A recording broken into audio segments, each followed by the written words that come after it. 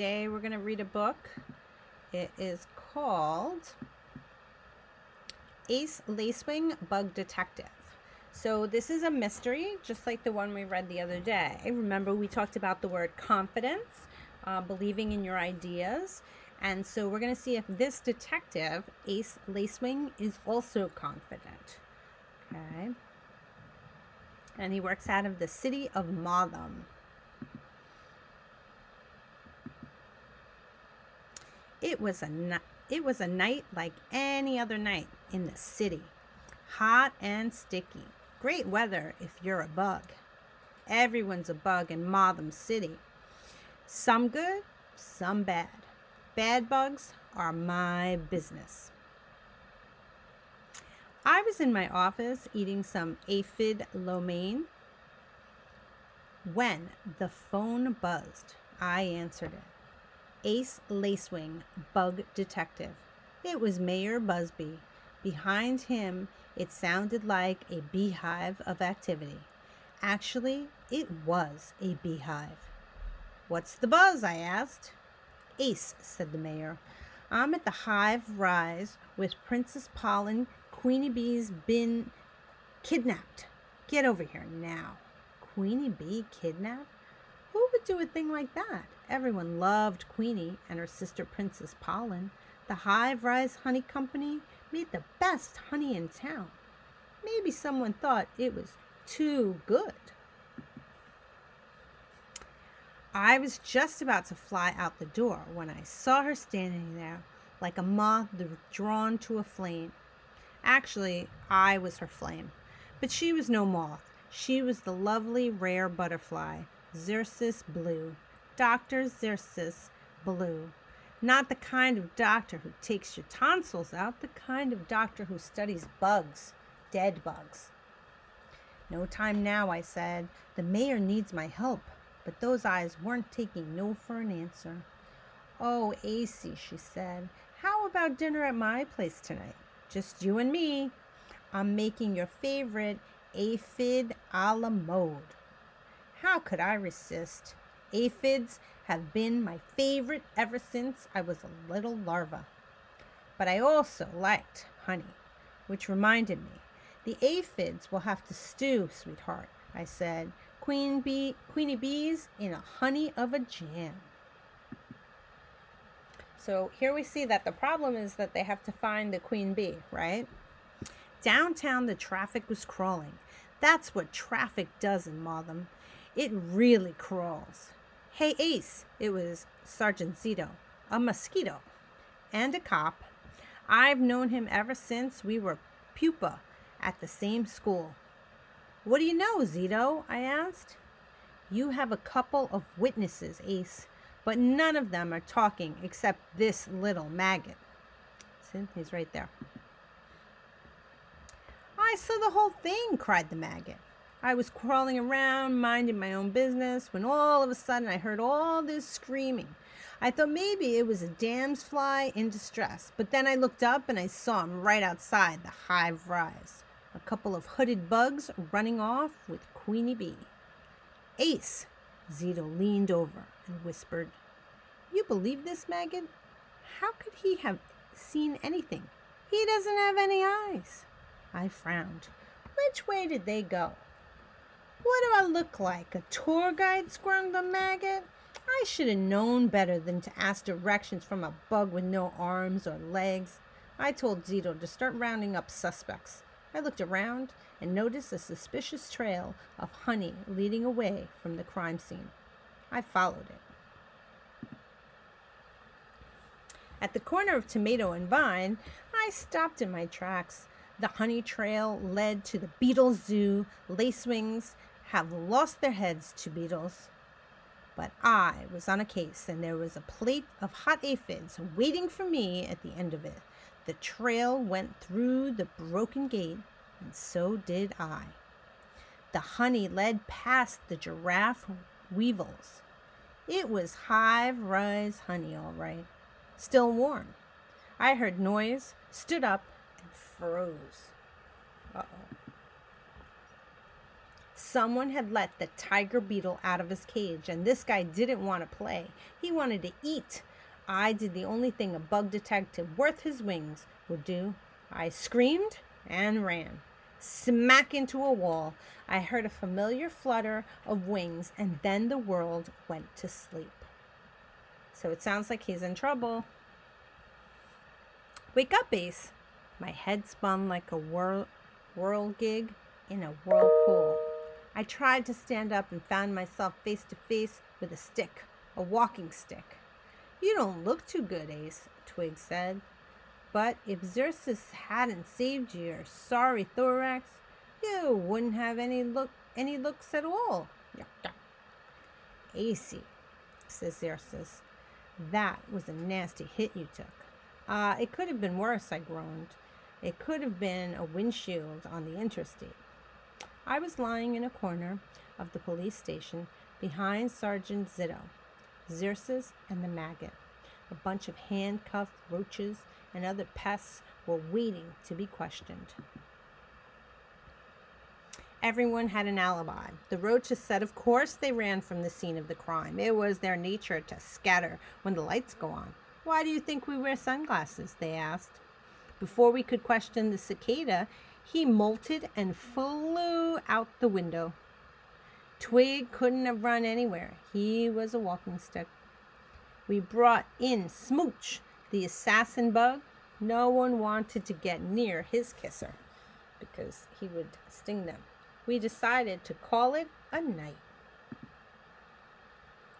The full moon hung in the sky like a large compound eye as we left the police station. Psst. Hey, Lacewing, a voice whispered from the shadows. I know who's got Queenie and why. Who are you? I asked. A drone who knows the truth, he whispered. But there are too many eyes, too many antennae around here. Let's go someplace we can talk in private.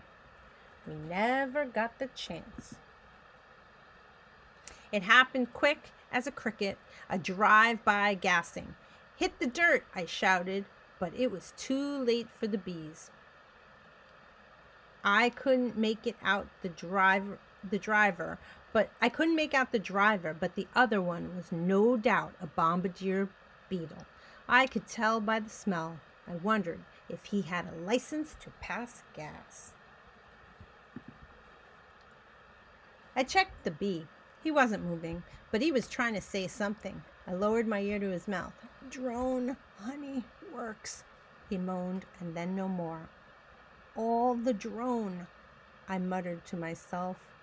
All the drone, said Zito. Oh no, Al the drone.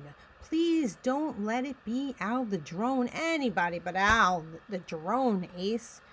Yeah? Who's Al the drone? Al the drone owns Drone Honeyworks, I said. Some bugs say he has sticky little mandibles in more than just honey.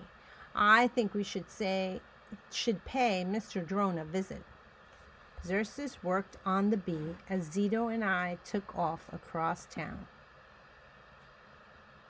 Outside Drone Honeyworks, the smell of honey hung thicker in the air than ants on a popsicle stick. Savage mantises kept guard. As we crawled around the back of the building, I got a sick feeling in my gut. The back gate of the Beetle Zoo was right across the street, and the trail of the honey led from the zoo to the honeyworks. We needed a way in, but how? 2 dung beetles were making their way up the street, rolling their dung ball and collecting trash. They rolled up next to us. You thinking what I'm thinking? I whispered to Zito. The dung beetles were too busy to notice us. Oh no, Ace, not the dung, said Zito. Hold your breath, I said. As we leapt onto the dung ball, we rolled right past the mantis into the honeyworks. I peered in a window. What I saw made my antennae quiver. In the shadows, I saw someone tied up and blindfolded. It looked like Queenie. She sure wasn't getting the royal treatment here. Ace, said Zito, we got company. One of the mantises had followed our dung prints. He didn't look too happy. Neither were we. when he tied us up and carried us inside. Sounds like he's in trouble. Inside, the aroma of honey and pollen was sickeningly sweet. I've been in hives before. You can tell a good hive by the buzz of the bees. The buzz in here was not good. The mantis looked as if he were in a trance as he toted us past rows and rows of honeycomb. Standing in the shadows was Al the drone. "Hey, boss," croaked the mantis, "look what I found snooping around outside." "Well, well, if it ain't the little Lacewing and his blood-sucking friend," said the drone. "That's a common misconception. Actually, it's the female who, Zito groaned as the mantis's claw tightened around him. "I know you got Queenie here, drone," I finally squeaked. My eyes ran from all the pollen.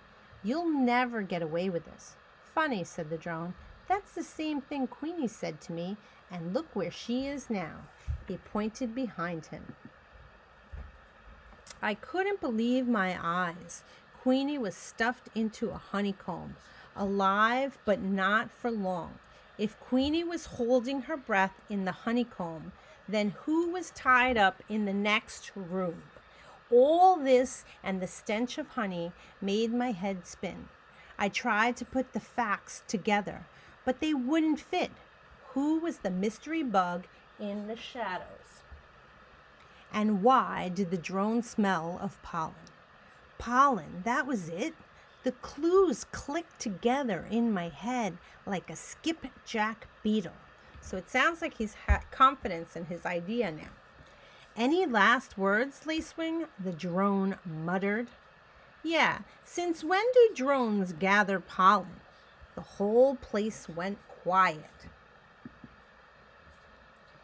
"Ha! You're clever, Lacewing. Clever, clever, clever," said the drone, emerging from the shadows, tossing hat and coat aside. Princess, pollen," Zito stuttered. "In the exoskeleton," she announced triumphantly.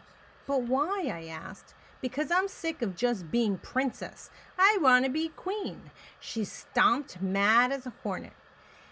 "It's always Queenie be this and Queenie be that. I'll never have my own hive with her around, so I'm making it look like sleazy Al the drone got rid of her. You guessed it. Lacewing, that's him tied up in the back room. With Queenie and drone honeyworks gone, I'll be queen of the town. As for the mantises, they won't remember a thing. I hypnotized them with my pollen dance. You're in rather sticky situation, Lacewing, so see ya, wouldn't want to be ya." Princess Pollen made her way to the door. She signaled to the mantises to seal us in the honeycombs. I had to think fast. Something fluttered overhead, so I shouted the only thing that makes a mantis run for cover. "Bat!" The mantis. The roo was high in the air. We soared helplessly until whatever was flying above grabbed us. "Are we still on for those aphids, AC?" It wasn't a bat. It was Xerxes. She had rounded up every cop from here to Termite Heights and brought them to the honeyworks, saving my wings again. Dawn was emerging like a monarch from a chrysalis when Xerxes and I sat down for a plate of aphids a la mode. "Here's to blue wings and my favorite things," I said, to my gal, and the city of Motham fluttered awake behind her. The end.